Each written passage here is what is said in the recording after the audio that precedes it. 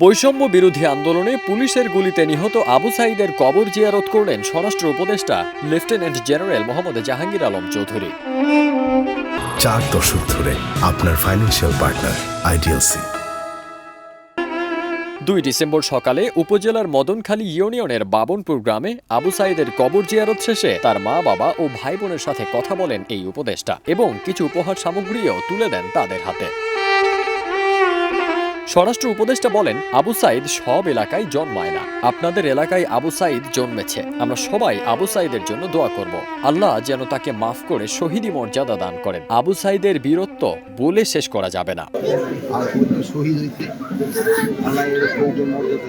সাংবাদিকদের প্রশ্নের জবাবে উপদেষ্টা বলেন, আবু সাঈদ হত্যা মামলায় 3 আসামিকে গ্রেফতার করা হয়েছে, বাকিদেরও ধরতে কাজ করছে প্রশাসন। এ মামলায় দ্রুততার সাথে শুনানি শুরু হবে। দেশের সার্বিক পরিস্থিতি কেন শক্ত হচ্ছে না এমন প্রশ্নে তিনি বলেন, ঝড়ঝাপটার পর একটা ঘর মেরামত করতে সময় লাগে। দেশের আইন শৃঙ্খলা পরিস্থিতি আগের চেয়ে অনেক ভালো হয়েছে। 3 জন আসামি গ্রেফতার হয়েছে এবং এই মামলাটা যত তাড়াতাড়ি সম্ভব আমরা শুনানি শুরু করব এবং অন্যান্য যে আসামিরা ঘুরে বেড়াচ্ছে তাদের যদি আপনারা আইডেন্টিফাই করতে পারেন এবং আমার পুলিশ আইডেন্টিফাই করতে পারে, তাদের অবশ্যই আইনের আওতায় নিয়ে আসা হবে।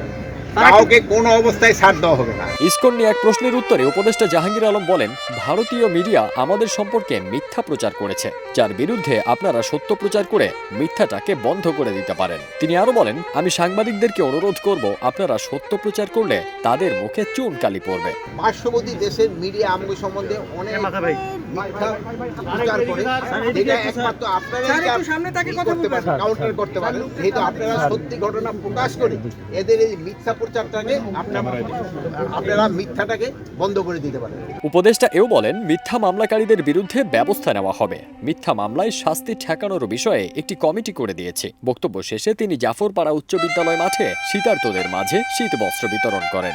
আমাদের এইখানে শহীদ আবু সাঈদ ফাউন্ডেশন হচ্ছে, এই ফাউন্ডেশনের জন্য মন্ত্রণালয় সংস্থা থেকে আমরা 10 লক্ষ টাকা অনুদান হিসাবে দিয়ে যাব। শুরু হিসাবে আপনার এটা শুরু করবেন।